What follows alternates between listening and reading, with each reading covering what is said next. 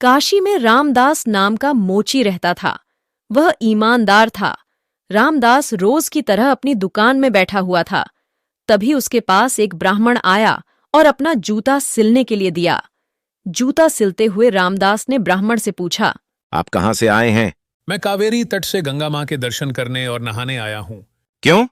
आज कावेरी नदी में पानी खत्म हो गया है क्या? तुम गंगा तट पर रहते हो और ऐसी बात कर रहे हो। क्या तुम्हें गंगा माँ का महत्व नहीं पता? क्या तुम कभी वहां स्नान और दर्शन के लिए नहीं गए?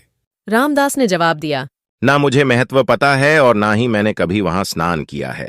रामदास आगे कुछ बोलता कि उससे पहले ही ब्राह्मण बोला, गंगा तट पर रहकर ना गंगा की शक्ति का पता है और ना कुछ और, तभी तो तुम्हारे भाग फूटे हुए हैं। तब ब्राह्मण ने रामदास को गंगा माँ की महिमा सुनाई। ब्राह्मण की बातें सुनने के बाद रामदास ने कहा, यदि मन साफ हो तो हर तट का पानी गंगा है। इतना कहने के बाद रामदास ने जल्दी से जूता सिला और ब्राह्मण से कहा, आपका जूता ठीक हो गया है। आप गंगा किनारे जाते हुए क्या आप मुझ पर एक एहसान करेंगे? जरूर बताओ, क्या करना है? रामदास ने अपने जेब से एक साबुत सुपारी का टुकड़ा निकाला और कहा, आप जब गंगा में स्नान करेंगे तब उन्हें यह साबुत सुपारी अर्पण कर देना। ब्राह्मण ने रामदास के हाथ से सुपारी ली और गंगा के किनारे जाने लगे। स्नान करने के बाद ब्राह्मण ने हाथ में सुपारी लेकर गंगा माँ को पुकारते हुए कहा, माँ, ये रामदास ने आपके लिए भेजा है, इसे स्वीकार कीजिए। इतना कहकर ब्राह्मण ने उस साबुत सुपारी को गंगा में बहा दिया। थोड़ी ही देर में गंगा में एक हाथ बहते हुए आया और ब्राह्मण के पास रुक गया। उस हाथ में एक सोने का कंगन था। उसी समय एक आवाज आई, मेरी तरफ से ये कंगन रामदास को दे देना। गंगा माँ की तरफ से रामदास के लिए सोने का कंगन आता देख ब्राह्मण हैरान हो गया। कंगन हाथ में लेते ही ब्राह्मण के मन में लालच आ गया। उसने सोचा, मैं यह कंगन रामदास को नहीं दूंगा। इस सोच के साथ ब्राह्मण आगे बढ़ने लगा।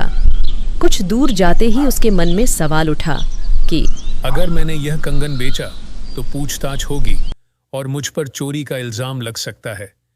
क्यों ना मैं यह कंगन राजा को देता हूं, वो खुश हो जाएंगे और इनाम भी देंगे। ब्राह्मण सीधे राजमहल पहुंचा।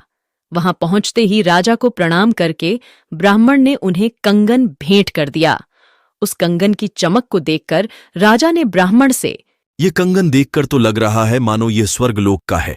राजा ने ब्राह्मण से कहा, यह एक कंगन है, मुझे दूसरा भी चाहिए। रानी दोनों हाथों में यह कंगन पहनेंगी तब इसकी शोभा बढ़ेगी। यह सुनते ही ब्राह्मण के पसीने छूट गए। राजा ने तुरंत पूछा, क्या हुआ? आप परेशान क्यों हो गए? यह कंगन चोरी का तो नहीं है? नहीं नहीं राजा साहब, यह चोरी का नहीं है। तब राजा बोले, ठीक है, आप आज शाम तक दूसरा कंगन लाकर मुझे दे दो, तभी मैं मानूंगा कि यह चोरी का नहीं है। जी राजा साहब कहते हुए घबराया हुआ ब्राह्मण राजा के दरबार से निकल गया। राजा ने अपना एक खास व्यक्ति ब्राह्मण के पीछे लगा दिया ताकि उन्हें कंगन का सच पता चल सके। राजमहल से निकलकर ब्राह्मण सीधा रामदास के पास गया।